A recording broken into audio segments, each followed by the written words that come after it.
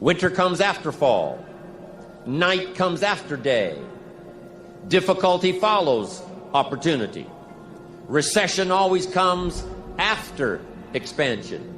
It's been the rhythm of life for the last 6,000 years of recorded history. So the winters are going to come.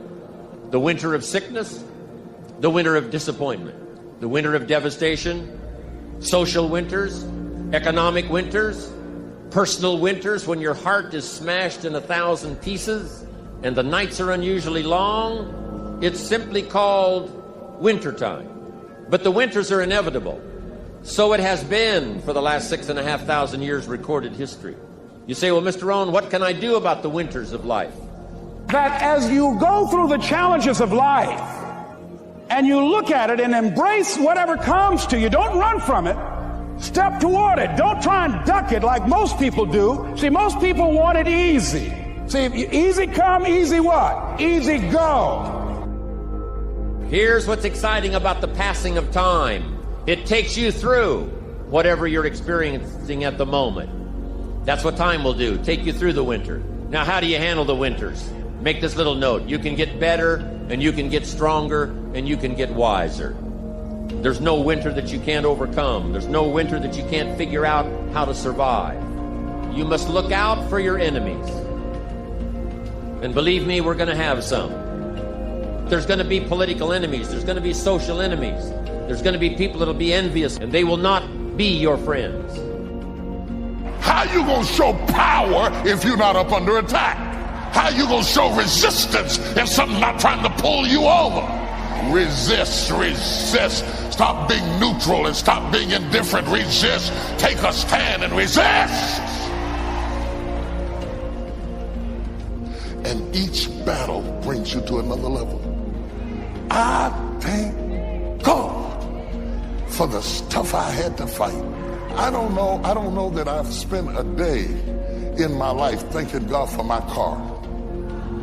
I appreciate the car, but just be walking around the house thanking God, ooh, thank you for the Mercedes, thank you for that, thank you for the Bentley, not a day, thanking Him for stuff, thank you for this house, thank you for this pool, thank you for that. No, because all that stuff, when you get in trouble, you don't even notice it. It don't even make no difference. When you're really up under attack and the enemy's coming after your children and after your health and after your mind, you don't care what you're driving. I might as well be driving a bus. It don't make no difference. But I thank Him for the stuff I had to fight.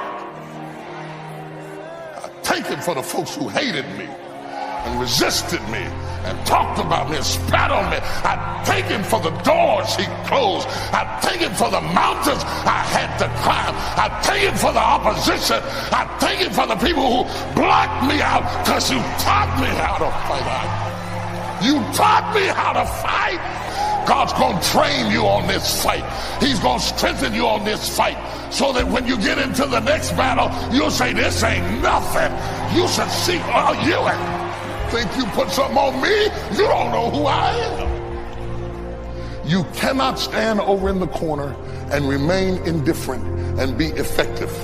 You have to choose a side and get in the fight, because He's going to move you along through the things you fight.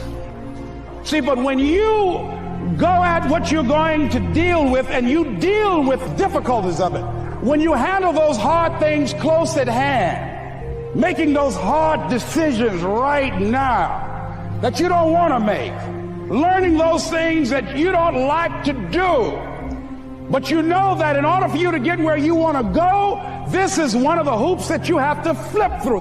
And I'm saying to you, whatever you got to do it, because if you don't, life is going to whoop you until you surrender. So if it's hard, then do it hard. You got to fight. You got to fight. Stop crying and fight. Dry your eyes and fight. The devil is after your mind. You got to fight. If you sit up and let him, you're going to go crazy. You got to fight. You ain't got to have no nervous breakdown. Be steadfast, unmovable, always abounding in the work of the Lord.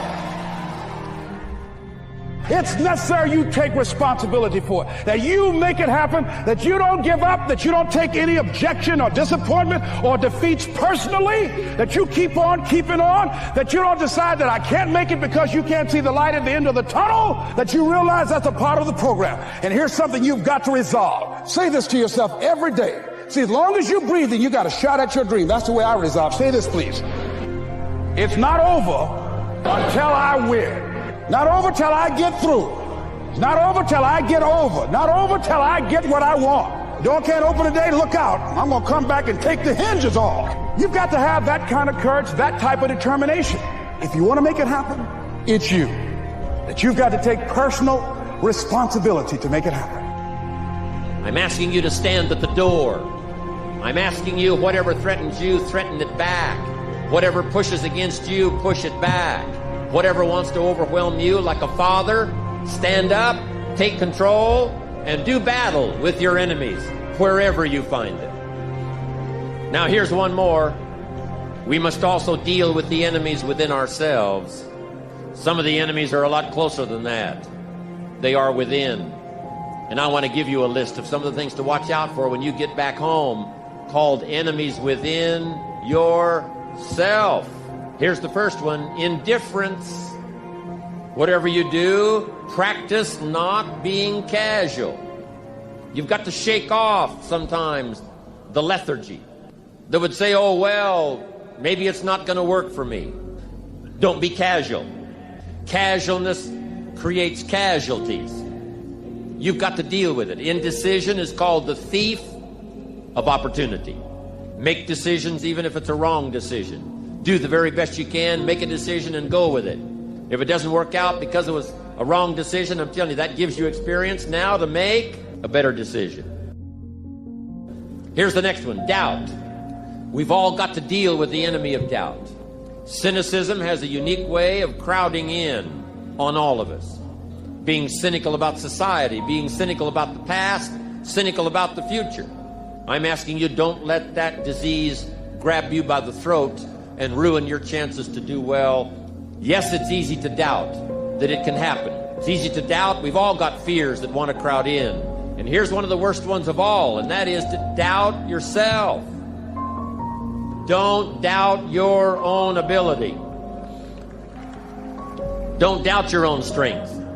You can make it through.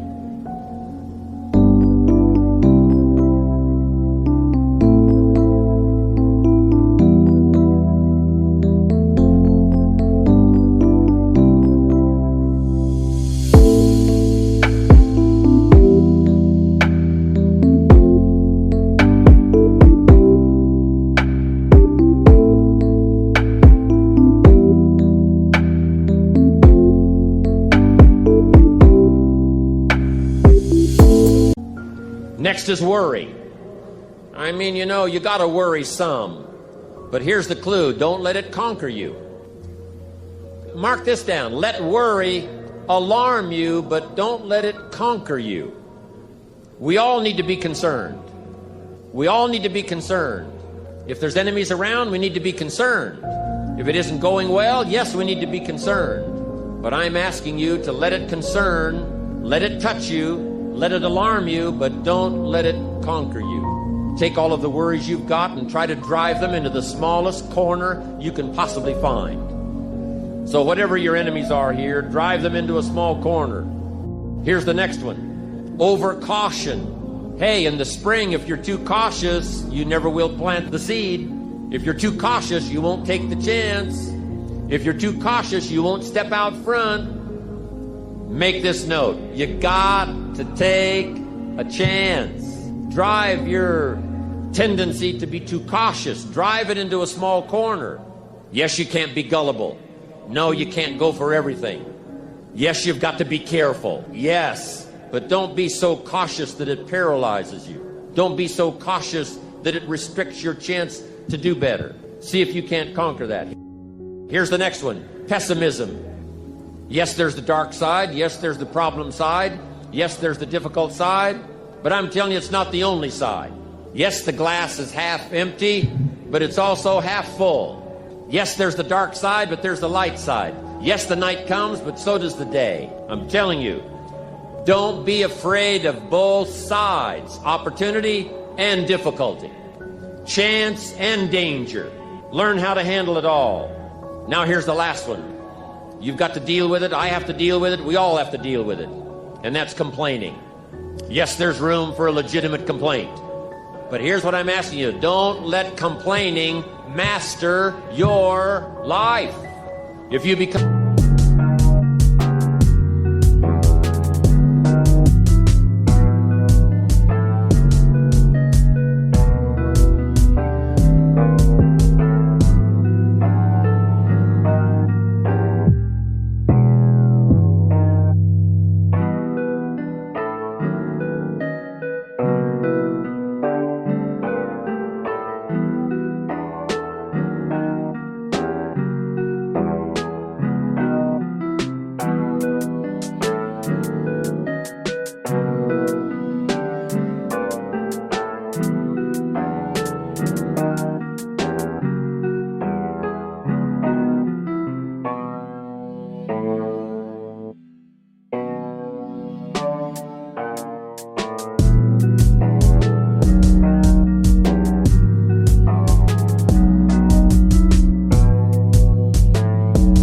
I'm a chronic complainer, I'm telling you. Nobody wants to be around you. Chronic complainer. I wouldn't want you for a business partner. Don't let complaining conquer your life. Don't become a victim of yourself. Repeat after me, please, with power and conviction. Say, it's possible. That's all I want you to do when you look at your dream. Just say to yourself every day, it's possible. Just say that every day to yourself, it's possible. Because what does that do? See, it begins to change your belief system. See, the way in which we operate, ladies and gentlemen, it's a manifestation of what we believe, what's possible for us. Whatever you've done up to this point, all that it really is a duplication, it's a reproduction of what you believe subconsciously that you deserve and what's possible for your life.